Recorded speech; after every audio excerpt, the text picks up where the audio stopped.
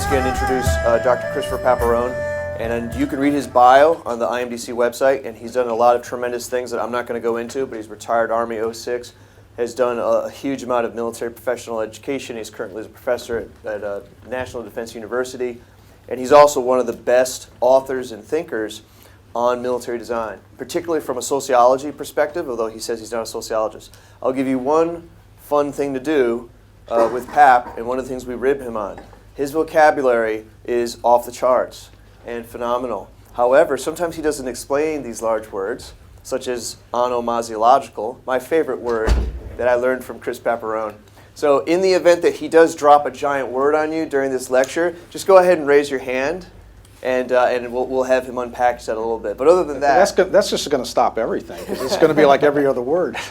Yeah. And but I would just say it's been a distinct privilege to know Chris Paparone. He's been one of the greatest influences on my development in design, understanding, and thinking. And the other great thing about him is please ask him about his grandchildren, because yeah, I was thinking about throwing their pictures up here first. Good. You've got to see. So, anyways, ladies and gentlemen, Yeah, Dr. Christopher Paparone. Thank you. You know, I made some slides. I'm not a very good slide maker, honestly, but I'm going to show them anyway. But I'm not very artful in that regard. I don't know if I call myself a military design researcher or scholar. I think I'm more of an interdisciplinary type that appreciates the design movement, and because it is interdisciplinary. So what I want to talk about is this animal here called the Sociology of Knowledge. We heard some philosophy of knowledge references before, but this is an actual discipline that anybody ever heard of it before? Sociology of Knowledge? Of course, Anders, I know you did. But it's an unusual, especially in the military community. It's a very unusual way to branch off into something really different. And it's very misunderstood. Some think it's like communism. But my main themes are up here. Has anybody ever seen this equation before? Behavior plus meaning equals social action. You know where it comes from? Max Weber. I know that's reductionism there, but the idea there is what Max Weber, who was the early last century sociologist, brilliant. If you go back and read his work, you realize we haven't come very far in sociology, because he really nails a lot of things. And so everybody knows the behaviorism movement really kicked off in the 40s, 50s, 60s. The idea was pay attention to behavior, not to what's in people's heads, but how they behave. For Max Weber, that's very problematic, because he says this is very important as well, meaning. So that's why he kind of separated the two, and he talks about ideal types. He says in reality these are not separable, but to talk about them in sociology, you have to separate them. So my themes are here. Framing. It's kind of a meta framing. The idea of I like to see three kinds of framing. You have frame awareness. In other words, you're aware of your own frame and your own group's frame or your institution's frames. Frame rigidity, which gets into you're kind of stuck on those frames without any reflexivity about those frames, that you're actually carrying them around and use them all the time. And frame innovation.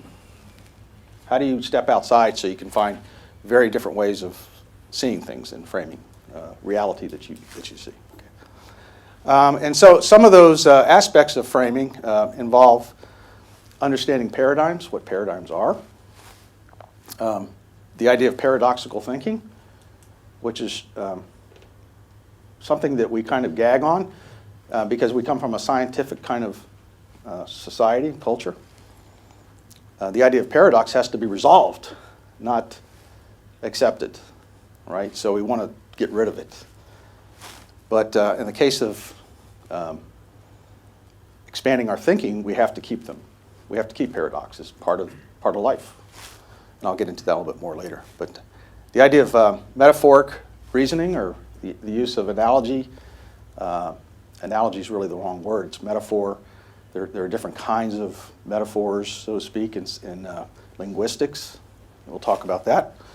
And then this concept of problematizing. Some say, don't look for the problem, look for emergence. Well, that is a form of problematizing.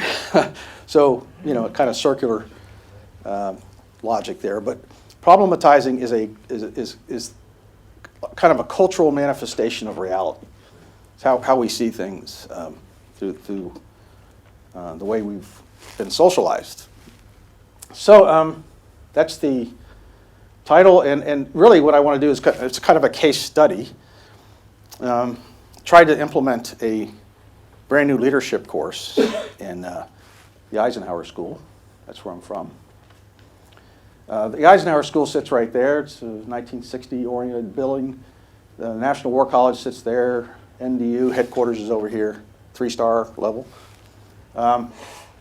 We are oriented, we used to be called the Industrial College of the Armed Forces. And it was focused on, and is still focused on, industry. And the curriculum is really built around industry analysis in terms of defense readiness. It's focused on innovation, how it happens.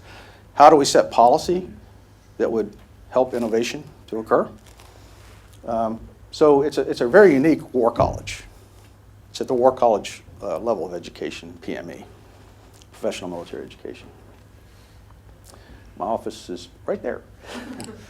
But before I kind of go into that, let me back up a little bit here.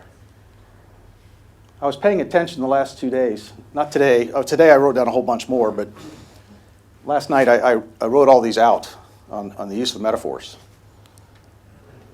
There was nothing here that was communicated that wasn't using a metaphor. I can send you my slides. You don't have to. I ran out of room, but actually I had more, but I don't think you could see the chart if I put them all on there. So. We'll look for it in your slides. Sorry? We'll look for it in the slides you put out. Yeah, I don't know if I'm going to keep writing on it. I mean, look at, it's pretty amazing, isn't it? How we can't communicate without using something else like what we want to talk about.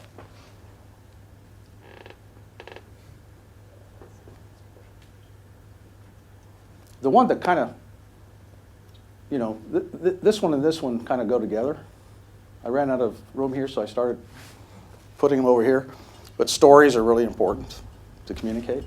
A lot of the stories were told today, and yesterday and the day before. I put even leaders here, because I think we have myths and legends about leaders and leadership. I think we have an attribution problem. We attribute almost everything to leadership in terms of change management, things like that. Anybody comment here? Any comments? No? So, that wasn't part of my original presentation, but I wanted to alert you to this idea of metaphors, how really important they are. This is not a sequential reading list. I did not read these in sequence. What I tended to do is read something like Donald Chern's Reflect a Practitioner and look at his bibliography and say, oh, that looks interesting. So it kind of flipped me back to these other sources. But this guy's brilliant. Passed away, I guess, in the 90s, mid-90s. He started off, he had a PhD in philosophy. Yet he branched out multidisciplinary. I mean, he very quickly. He wrote this book. By the way, this is Antoine Bousquet's book. And where I found this book was in his book. And he wrote this book through time, saying that the science of the day generated the military concepts of the day. So Frederick the Great, what was the science? Mechanical clocks, things like that. So what was his theory of fighting and warfare? It was, using your troops as parts of a machine and controlling them like you would a machine, and making them responsive like a machine rather than, he was a hyper-disciplinarian. You know, everybody had to be in the formation, and you can't break ranks and that kind of thing. And that's how he won wars, based on that science. You know, we go all the way to now where we talk about complexity theory and chaos theory. He has that as kind of his last chapter, saying that's kind of where we are now. What else can I say here? I mean, it really goes back a lot further than the 20th century, these ideas. Carl Mannheim is amazing in his book. Anybody ever read Carl Mannheim? No. He really started this movement in terms of social reality, the social construction of reality. Metaphors We Live By, excellent book. Anybody heard of Yuan Kong? I think it's 1994 book. What he did was he went back into the recordings and minutes from the National Security Council in the White House in 1964 when they were debating whether to go to war in full-fledged, because they had we had what, 16,000 advisors in Vietnam by 1964. The debate was, hey, we're going to lose this thing. I mean, the North Vietnamese were about ready to cut South Vietnam in half. And so there was a crisis, and they had to discuss what they were going to do. And what he found was they used analogies to make decisions. It wasn't a course of action analysis and optimized solution, things like that. It was, they referred to the Korean War. They referred to the appeasement in Munich, and Dien Bien Phu, which was the French disaster in Vietnam, where they lost their colony, essentially. And he found that those decisions were made based on analogy. It's pretty fascinating when you think about it, because a lot of people died. I think the Americans lost 58,000 dead, based on decisions made with analogy. But that's really how we make decisions in a lot of cases. We go to the past. 3 of these books, let me see. Well, at least 2 of them, Images, Policy Paradox, and a offshoot from this book here, Paradox and Transformation, were the books that I used to redesign the leadership course. So I just thought I'd highlight those. And I will tell you, when the students started reading this stuff, the first thing out of their mouth, and by the way, a lot of faculty members, were, what does this got to do with leadership? This is not leadership. You're supposed to give me the skills, knowledge, and abilities I need to be a senior leader now. You know, why aren't you giving me that? So it was a real problem to move to a really different paradigm. So this kind of drove everything. I would say that designing is about countering this. But I love this definition.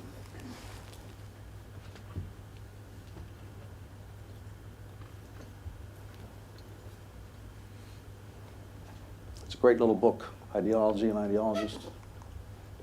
And you know, I kind of compress this into this idea of frame rigidity. Philosophy, you notice he defines philosophy as something that's not. It's really not an ideology.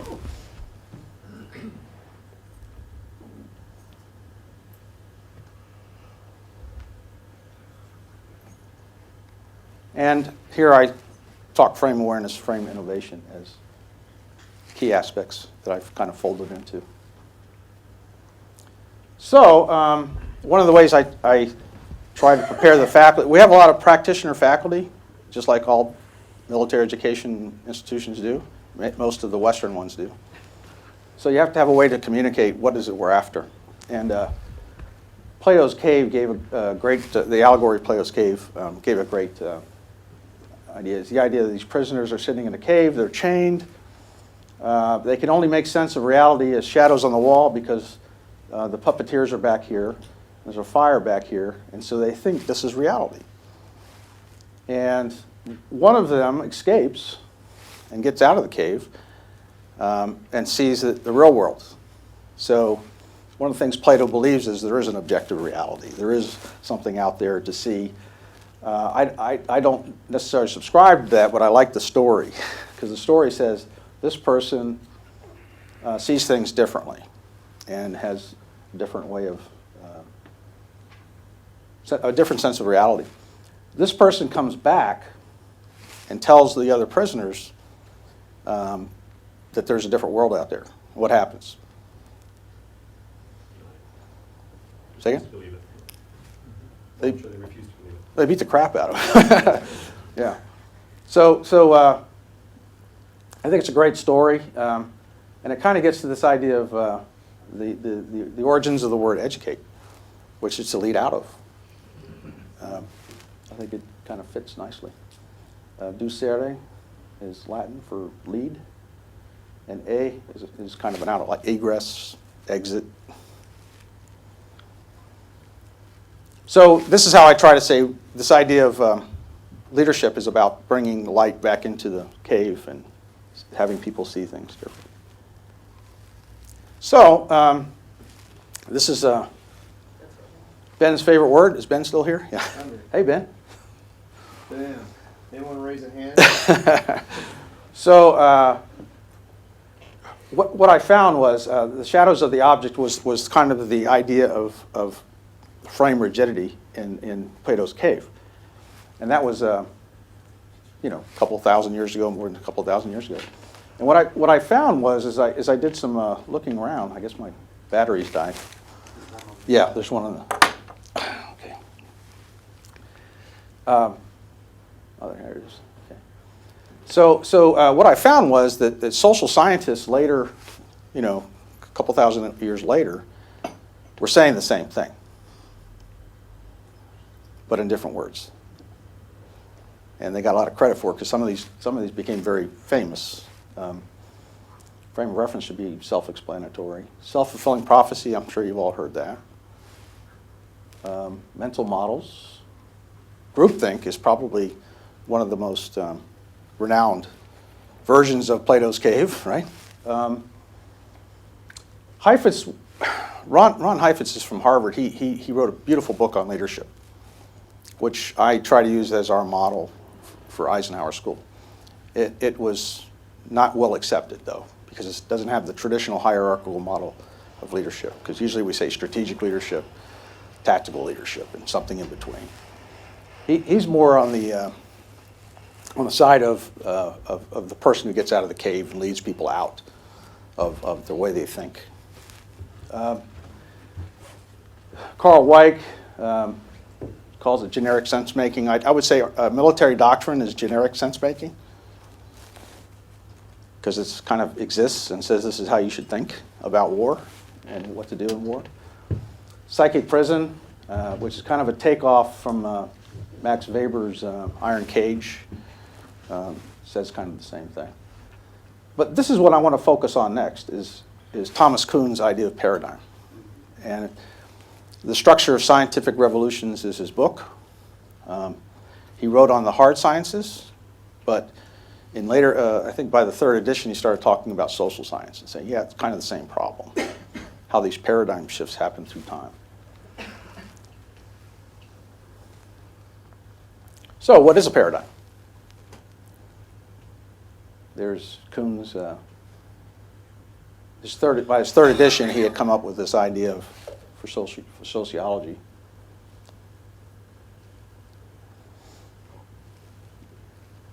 Great book.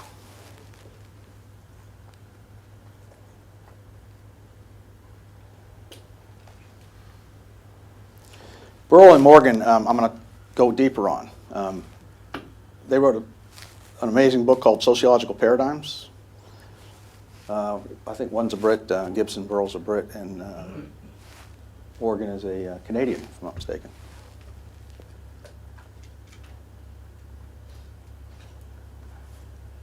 This is the one Ben and I use in a lot of our writings.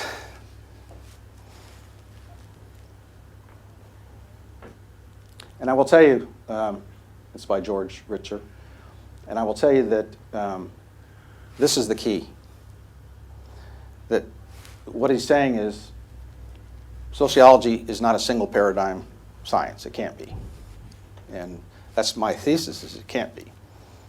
The way we make sense of human beings and how they interact cannot be a single paradigm. Even though we have those that believe it should be, he maintains that it has to be sustained as a multi-paradigm, which means you have to be able to move around and see things differently from every perspective. So I was trying to figure out how to make this a little bit clearer. I think the idea of philosophy is at the top. It's kind of the umbrella where you can look down and see these different paradigms. You have to be up at the philosophical level. Philosophy is generally associated with logics. So you have ontology, epistemology, methodology. And I got the being, knowing, doing from you. I thought that was a great way to translate those. I saw that up there and I wondered where you got that. I stole it from you. It's when we were eating sliders out on the back end of SOCOM headquarters there. So from these paradigms come assumptions about the world that drive theory, and of course those theories drive concepts, images, metaphors, models, frameworks that drive that particular discipline or that way of thinking. Those are just kind of random drawings at the bottom just to say that there's a science in there somewhere. Okay. So what this means is that this idea of facts becomes problematic because it depends on which paradigm you're looking at the situations. Paradigms are, according to Kuhn, I'm not so sure he's right, are incommensurate. In other words, you can't use them simultaneously and thinking that you're in a single science. You can't cross over unless you really change your assumptions about reality. But those communities that are drive down to the theoretical level, the problem is those become institutionalized and they become rigid. They become the only way to see the world. So I bring in Carl Weick.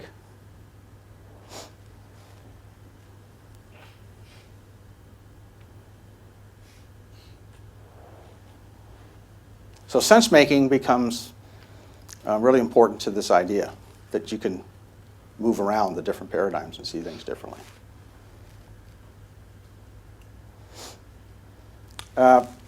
Most of the PME schools in the Army, U.S. Army, and some in Joint, use this little booklet called, I think it's called Critical Thinking, and it's a little blue booklet. I'm sure some of you have seen it. And what they say, there are universal intellectual standards. That's their assertion. And this is the way we taught critical thinking to, well, it's the way we still teach it, to military officers. Okay? This didn't go well with the folks that were returning from the field after 4 or 5 deployments and their actual experience with war. They said, I can't get there. I can't make sense of things to that kind of standard. So this isn't really helpful to me. When I'm dealing with this village that's different from the other village, that's different from the other village, and it's a whole new set of problems that this is kind of a scientific approach, right? These are kind of the standards of science in order to have something that's predictable for cause and effect relations, things like that. So I came up with this idea of saying, what's the opposite? What are the opposites of those standards? And then look at in between and say, that's probably the kind of the reality that the folks face when they go into these very complex situations. And what Schoen called that was indeterminate zones of practice. You don't know what to do. Over here indicates kind of a deja vu, where you've been here before and you're going to try something the same way again. over here is kind of like vujade, which is the opposite, right? I don't know if that's proper French. Those of you who speak French. It's slang, but it's used sometimes in slang, kind of a slang idea. But the idea, and by the way, all words are invented by humans, so I can invent any kind of word I want. So this idea of sense making comes to play, where you're operating in a very complex environment. You might have to satisfice or get to the point where you're happily in an indeterminate zone of practice. It doesn't necessarily mean you're ever going to get over here to the left side, although the promise of scientism says you will. Just a matter of studying it harder, getting the understanding, and you really understand what the variables are, and then you can start winning. So,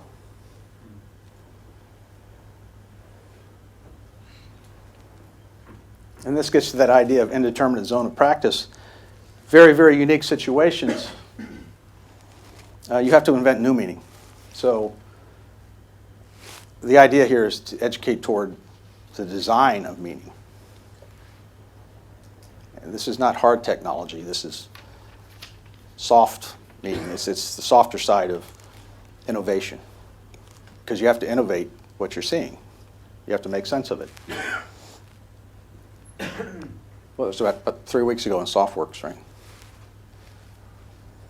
So sociology of knowledge becomes important. Let me walk you through the logic behind the course design. How much time do I have? Okay, I got enough time. So I start with the paradigm, the being, knowing, and doing. Based on Burrow and Morgan, there are 4 paradigms. Some of you will recognize functionalism. Our militaries are designed around functionalism. They are trained, equipped, and readied according to a function. And we create a lot of doctrine around that idea. Interpretivism is a little different. That gets more into the strange situation that you're in, the indeterminate practice. And so those tend to be incremental or conservative ways to make sense of the world. Because functionalism believes that as you're learning, you make your functionalism better. So there's that best practice. There's that idea of it's the learning organization, but it's based in functionalism. That science becomes better and better. The doctrine becomes better and better. So I guess the best examples for functionalism is effects-based operations. It's really left to right, cause-effect. And most of our doctrine is written around the idea of systems view. Even if it's a complex system, it still functions, and we can manipulate those functions. Interpretivism gets more into culture, politics, religion, belief systems. Hence you see writings on the character of war is changing. That would be kind of an interpretivist view. There are 2 radical sociological paradigms. And I think we've talked a lot about disruption here today and yesterday.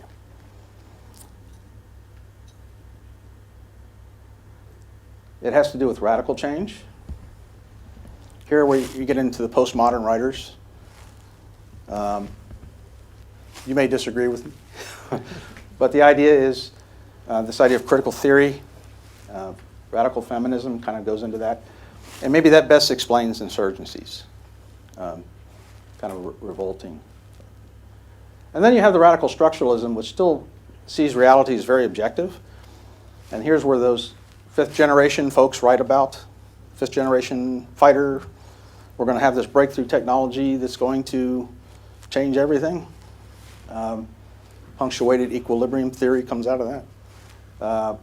So that creative disruption kind of mentality would be driven by those assumptions associated with that paradigm. So as you know, in real world, all of these kind of mix together. We don't really separate them. So when somebody talks 5th generation warfare, you can almost trace the logic back now through these paradigms. So this gets into the idea of relationalism. which Walter is heavily into. So the idea here is not to reject any of these.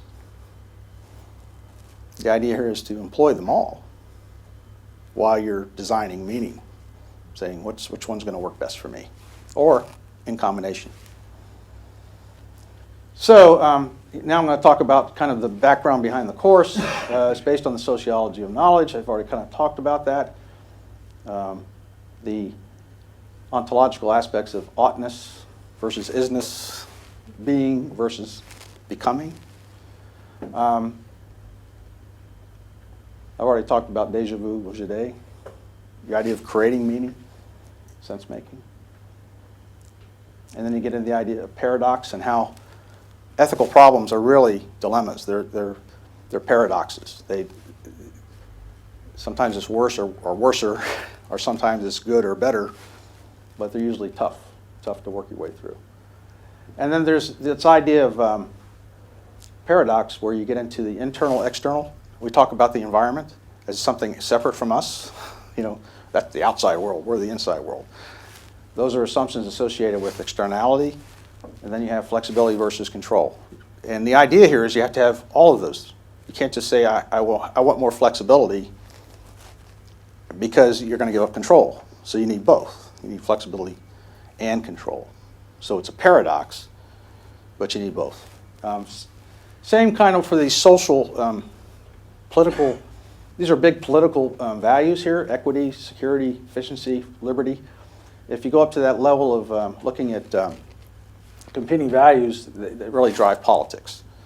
If you're a social justice person, that you're really oriented on that, you're probably not going to want to spend a lot of money on defense, right? But all of these exist at the same time. And then you get into linguistics. That's kind of the ethics, the oughtness.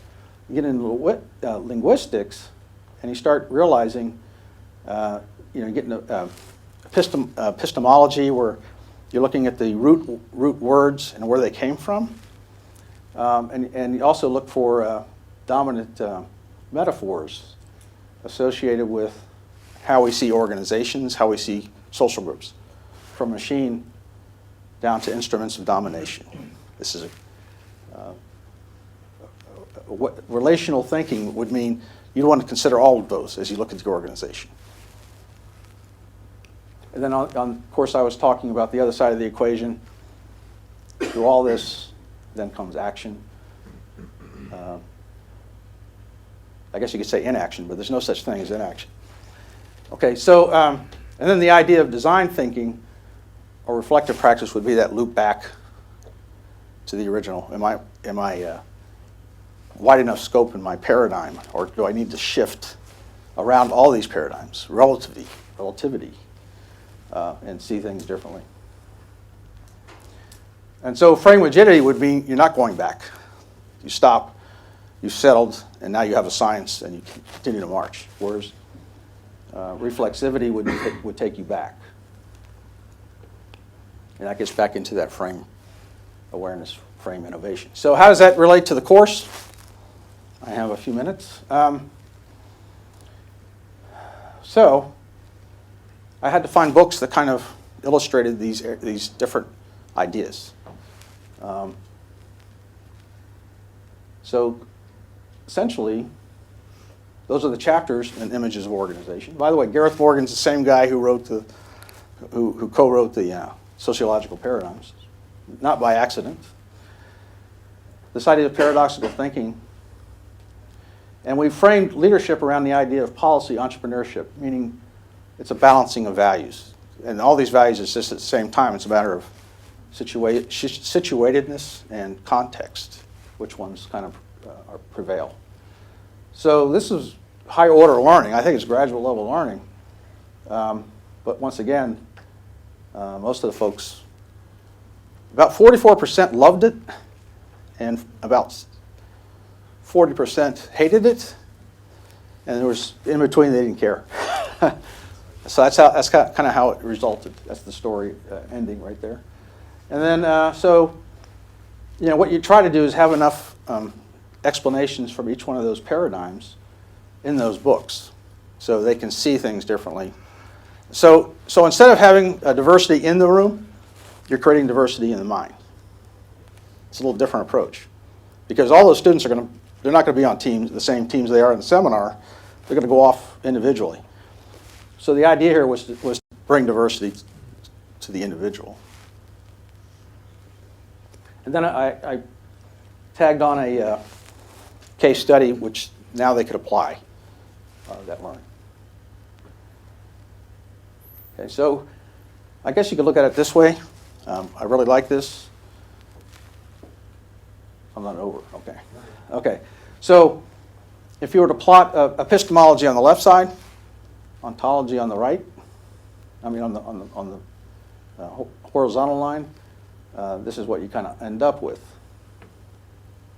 Functionalism, which is the dominant paradigm, kind of a radical approach. Postmodernism. By the way, all these are not separable. They're kind of overlapping. And then you have interpretivism. So what I did was I essentially took the old course, which was here, where leadership was about identifying skills, knowledge, and attributes associated with what we called strategic leadership. What do you need to be an executive, a senior leader, and moved it up. Say, understand perspective from each one of these ideas. This is not easy. First of all, this is very strange to the institution, this idea. So it's a tough sell. It's a tough sell. So this was the chart I used to kind of talk to the faculty. I say most of the time we're teaching over there. And what this course is trying to do is pull you to the right. So you have this yin-yang kind of approach to education.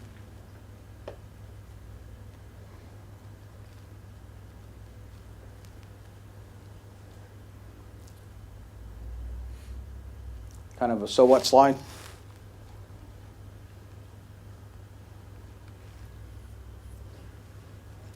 I put Jesse Smollett in there from last week. Have you heard that story?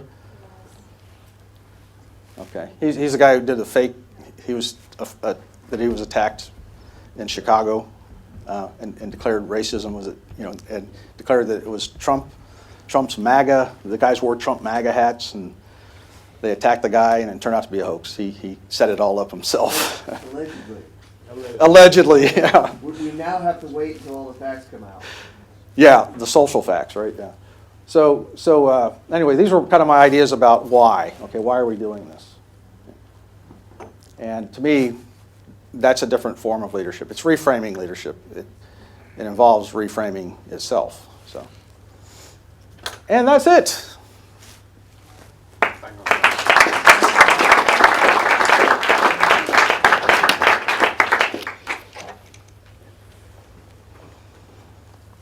Open. It's tough to do this after lunch, isn't it? Thanks, Pat. Does anybody have any questions for Chris? Get the ball rolling. Yeah. Excellent. I liked your reference to George Lakoff, and I think what I found to be interesting about that, which is, maybe potentially worthy of discussion over a beer, is whether metaphors become a basis for like a communications device versus a means to structure and organize, and therefore constrain our thinking about particular issues. And by working to change the frame, as you put it, or the metaphor, the underlying metaphor, that we actually open up our ability to think about problems in new ways. So it's not simply a way of communicating kind of how we think about the world, but it actually works to structure and organize our thinking. So I don't know, I just wanted to... And I think Lakoff and Johnson also said that that's all we have. That's all concepts are rooted in some metaphor of some kind. So if you think about that, and if we have a lot of concepts in the military, right? We even call them concepts of operation, right? But we don't think about conceptualization, what it entails, and a lot of it has to do with metaphors. But what I see though is onomasiologically, we tend to take the old idea and put a new name on it. So, combined arms maneuver. It dates back to Napoleonic time, early 19th century, at least, probably before that. But the idea is really still here. We still think in terms of joint operations, which is combined arms maneuver. It's kind of a physical, we use it as a physical metaphor. We say that the line of operations is from base to objective, which is very physical. But now we're hearing things like cognitive maneuver, okay?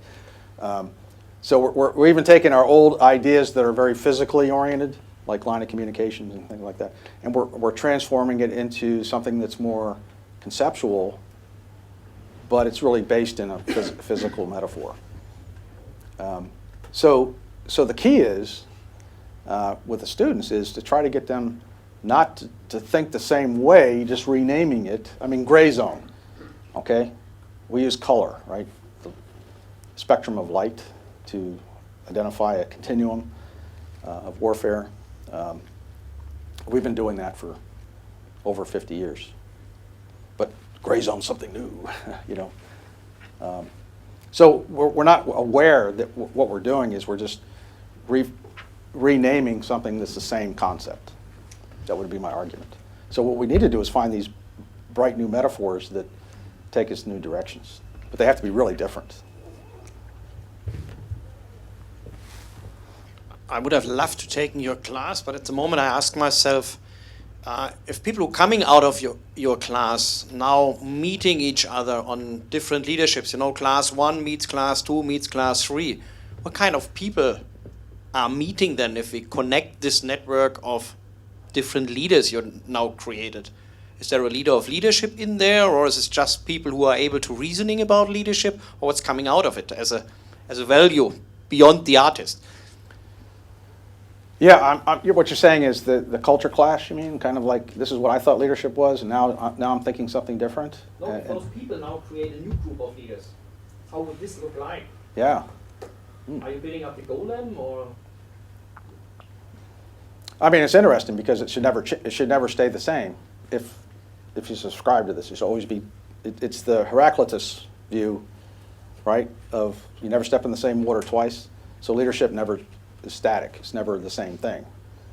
It's a hard sell because we're used to static concepts. You know, leadership is leadership, and when you're at the high level, that's called strategic leadership. When you're at the low level, that's called tactical leadership. And it's pretty hard to break that paradigm, functionalist paradigm. And it's a heck of a challenge. I would say that this last group that went through the course, I don't think we changed too many minds, honestly. I think they thought it was interesting, but I don't think it really transformed their thinking. That's just my own gut feeling. We're still on that left side of that chart I showed you with the science on the left side. It's a pretty hard thing to do to move to the right side where you're talking about ethnography and phenomenology, and they're looking at you with cross-eyed and saying, what are you talking about? Why is that important to me? I just got to go out and win the war. I think it's that idea of fluidity versus kind of a static science, and that's hard to get used to. And so that means that there's not going to be a steady state view. It's always going to change, which I think is kind of a design principle, isn't it, in a sense? Well, what's the product? The next step, if those leaders come together to solve the problem, what is your expectation in moving this up? What will this group be able to do? Well, remember we talked about diversity as being a huge part of design, right? Well, if you can't get a lot of diversity in the room, at least maybe you educate them to think in diverse ways. So, I mean, the theory is you get perhaps a less narrow view of what needs to be done. And, it's really funny because I used to have I've tried this before, by the way. I tried it in intermediate level education. I had a lot more fun because I had a lot more independence. I used to have my students get up and explain a situation from each one of those paradigms. And they had a lot of fun with it because from a radical feminist view, how would you see what's happening? Right? And they had to stand up and interpret through that lens. And at first they were saying, this guy's nuts making me do this. But isn't that empathy? And didn't we say empathy is kind of a way of design that you have to be empathetic? Well, if you can't step in that position to see things, are you really empathetic? You know, can you really try to put yourself in that frame of mind with that logic and see things differently? So I would say that you should have an improved collective thinking if they've all had some exposure to this. My guess. It's not final. Thank you for sharing. At the risk of using a metaphor and a military one, in that you've had spent some time in the trenches trying to get this stuff done within the organization. Maybe you could offer some thoughts for other people who might want to try to shift an organization's thinking from a predominantly functionalist paradigm and get them to think.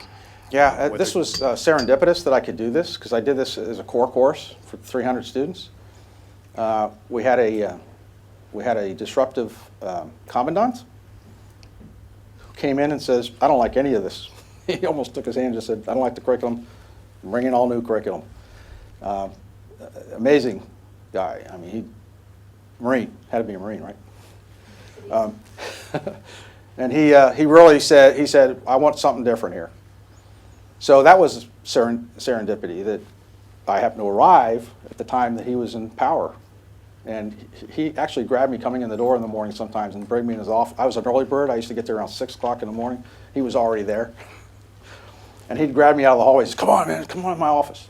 And he'd go up to the whiteboard, and we would kind of whiteboard an approach to the whole curriculum. Like he was had it all on his whiteboard.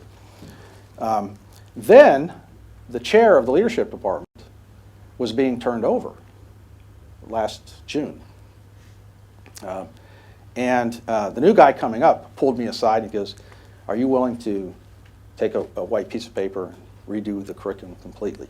He goes, "Because I want to go in for the interview for this chair, and I want to have a white paper to say, this is all new. We're going to do everything new." So that was by luck, right? So I had a chair and the commandant and said, "I want something completely different." The problems were, I had July and August to put the course together. 25 lessons, to include the exams, to include the readings, to include the lesson plans. And I was a one-man army, which made it near impossible, right? But I mean, between the chair and I, we did it. But it was very difficult for the faculty to grab hold of, because they were staying like one chapter ahead of the students. Okay, so almost the way we did it probably doomed the course. But I don't know how else to do it, because you don't have enough faculty to do parallel kinds of things. We had thought about a prototype, like just take 4 seminars out of the 18 and try it. But I don't think we would have gone with volunteers for that from the students. So you might not have had a good cross section of.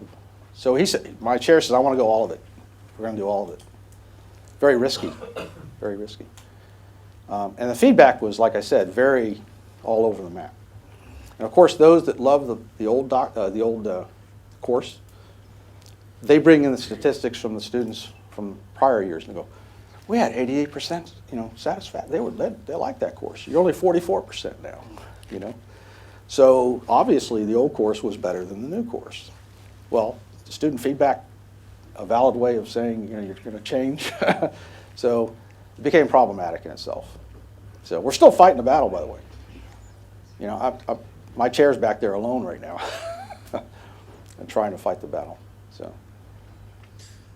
We've got time for one last question, so Anders, if you'd like. Okay. Thank you, Chris, for a very, I should say insightful, but I want to say meaningful presentation. And so from a pedagogical philosopher's point of view, trying to entangle your question, how do we do it? Yeah. And I think that sometimes we tend to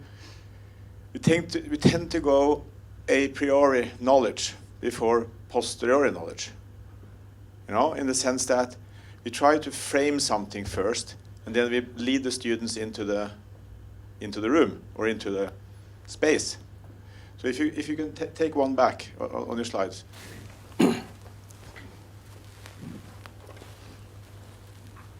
Oh no, one more. Go back to the chart.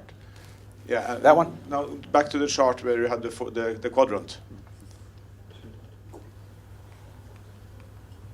There, This one. stop. Yeah. Okay. So how did they present it to us? How did what? How did you present it to us? How did you present this quadrant to us? Yeah, it was too fast, right? No, I didn't think about fast or slow or anything, but the way you went about it is the way we academics go about it. Yeah.